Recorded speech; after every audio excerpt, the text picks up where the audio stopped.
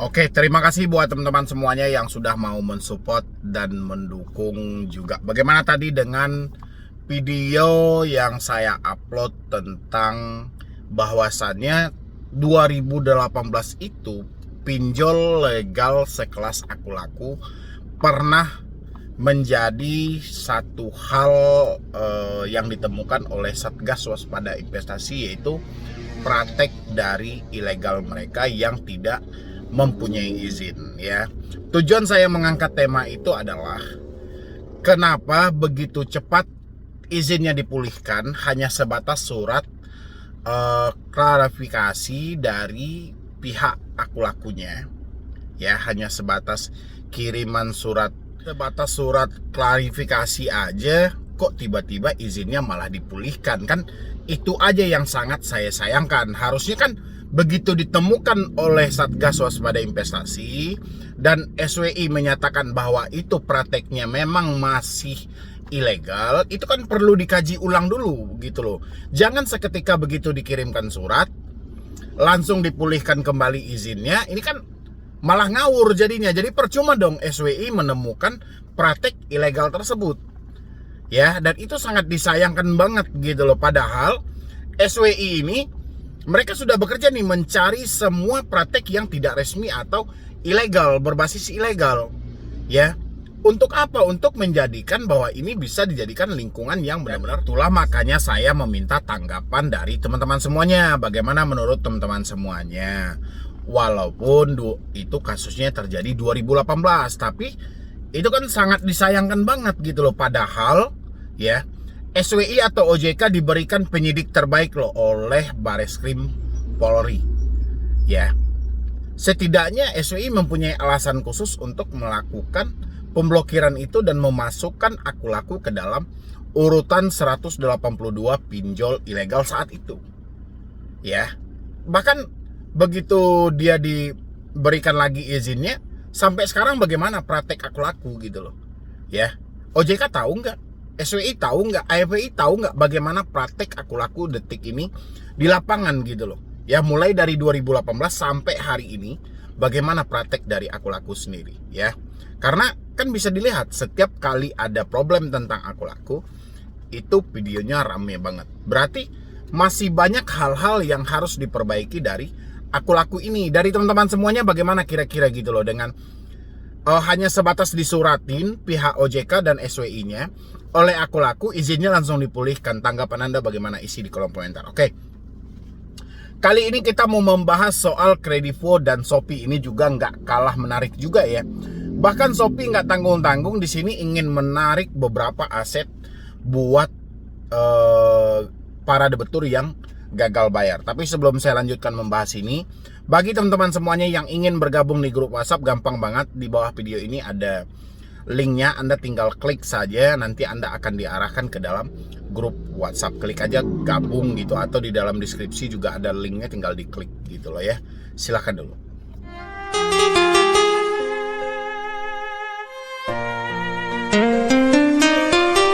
Oke, terima kasih buat teman-teman semuanya yang sudah mau mensupport dan mendukung. Ini ada ini dari DH ya, karena ini kita masuk ke pertanyaan via email.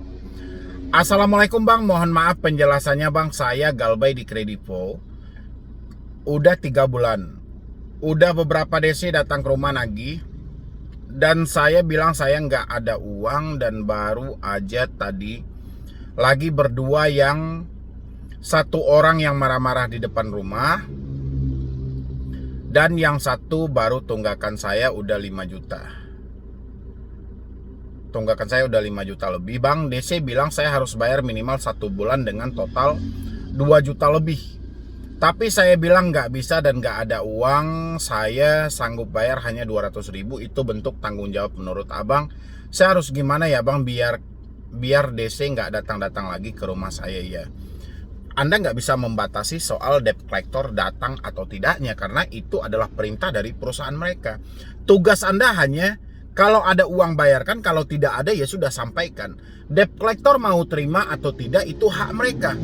Yang penting hak kita adalah kita menyampaikan bentuk dari etikat dan tanggung jawab kita. Yang penting kita kan sudah menyampaikan bahwa kita nggak mampu bayar, kita nggak sanggup, kita cuma ada uang 200.000. Ya sudah, ya. Sekarang tergantung sama DC-nya, dia mau atau tidak, terima atau tidak. Kalau tidak bisa terima ya sudah, berarti itu hak mereka juga. Ya.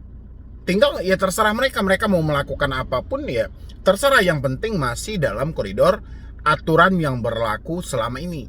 Jangan sampai mereka melakukan tindakan-tindakan di luar dari aturan yang ada. Ya, itu kalau jadi nggak perlu khawatir soal itu. Tapi Anda juga nggak bisa, bagaimana ya Bang biar DC nggak datang-datang lagi, nggak bisa. Ya kalau Anda mau seperti itu ya sudah, Anda pindah rumah aja dan atau pindah perantauan atau apa kayak gitu. Itu DC bingung mencari Anda kemana gitu loh ya. Tapi bukan soal DC datang atau tidaknya persoalan kita cuman mampu atau tidak. Ya kalau mampu kita selesaikan, kalau tidak ya sudah, risikonya sudah ada kok.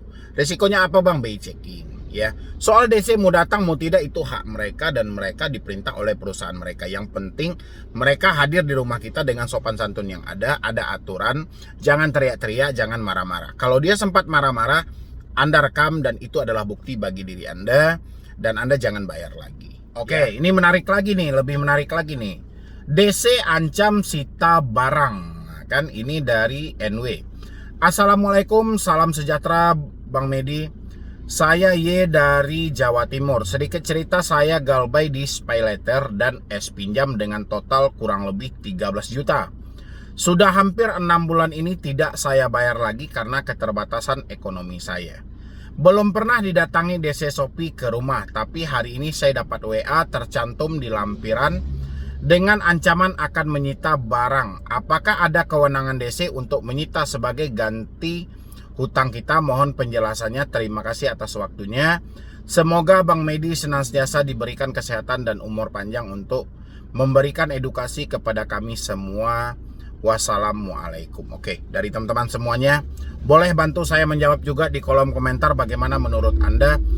Apakah ada kewenangan DC untuk menyita sebagai ganti hutang kita?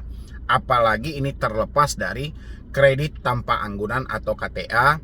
Ya, yang jelas notabene ini dalam perjanjian kita itu ya tidak ada ya soal sitaan, soal aset dan segala macam. Bagaimana menurut Anda? Nanti saya munculkan WhatsApp-nya. Ya, silahkan isi di kolom komentar. Jadi sebenarnya setelah 6 bulan galbay itu, debt collector Shopee ini belum pernah hadir ke tempat si debetur, cuma melalui via WhatsApp ya. WhatsApp-nya seperti ini, saya munculkan di sebelah saya.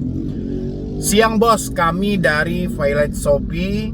Sehubung dengan ketidakkooperatifan dan itikat buruk Anda di Shopee, dengan ini atas nama Pras Sulistyo, ID sekian-sekian, nama Joni Kaludi Bare ya, akan berkunjung dan menagih ke rumah saudara pada tanggal 18 Mei 2023. Dengan datangnya kami tidak ada keringanan atau potongan dan harus dibayar dengan lunas. Semua berkas ada, Anda saya buat per hari ini untuk laporan ke RT atau RW, lurah dan ormas daerah sesuai KTP untuk koordinasi.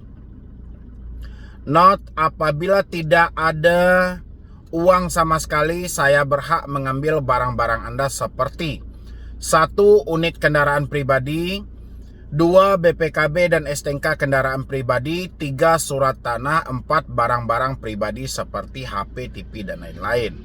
Untuk pencabutan laporan silahkan hubungi admin kami di WA nomor sekian-sekian dah.